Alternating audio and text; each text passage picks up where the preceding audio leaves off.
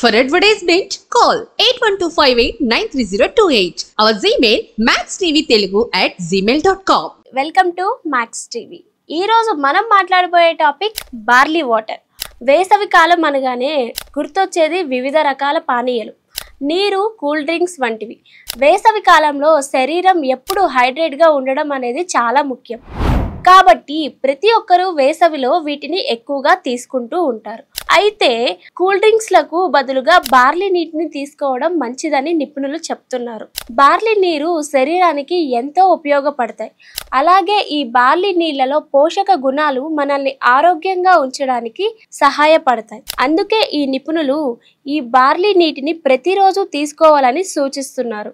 దీనిని ప్రతిరోజు తీసుకోలేకపోయినా కనీసం వారానికి 3 లేదా 4 రోజులు తప్పనిసరిగా తీసుకోవాలని చెబుతున్నారు. మరి ఇన్ని పోషక గుణాలు కలిగి ఉన్న ఈ బార్లీ గురించి మీకు తెలుసా? ఇప్పుడు తెలుసుకుందాం రండి. ఈ బార్లీ నీళ్ళు అనేది ప్రతిరోజు ఉదయం ఖాళీ కడుపున తీసుకోవడం వల్ల ఎంతో ఉపయోగం ఉంటుంది. బార్లీ నీరు పేరుకుపోయిన చెడు కొలెస్ట్రాల్ను తగ్గించడానికి చక్కటి పరిష్కారం. దీని ద్వారా రక్తంలో ఉన్న కొవ్వు పదార్థాలు వేగంగా కరిగిపోవడం జరుగుతుంది. అలాగే బార్లీ నీటిలో బీటా మరియు గ్లూకమ్ అనే కరిగే ఫైబర్ ఉండడం వలన ఇది మన శరీర బరువు తగ్గడానికి ఎంతగానో ఉపయోగపడుతుంది.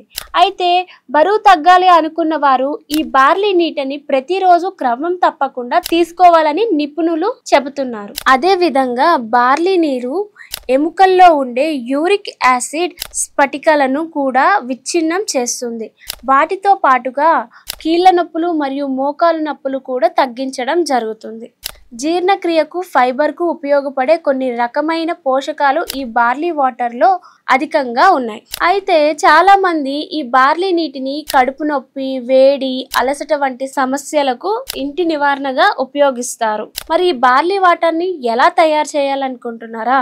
బార్లీ నీటిని తయారు చేసుకోవడానికి ముందుగా 2 గ్లాసుల నీరు తీసుకొని దానిలో బార్లీ లేదా బార్లీ గింజల పొడిని వేసి మరిగించాలి.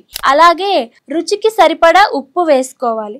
దీనిని బాగా మరిగించిన తర్వాత ఈ నీటిని చల్లార్చి ఫిల్టర్ చేయాలి. అనంతరం దీనిలో కొద్దిగా నిమ్మరసం, తేనె లేదా యాలకుల పొడి కలిపి తాగాలి. ఈ విధంగా బార్లీ నీటిని ప్రతిరోజు తాగడం వల్ల ఎన్నో ఆరోగ్య ప్రయోజనాలు పొందవచ్చు. Thank you.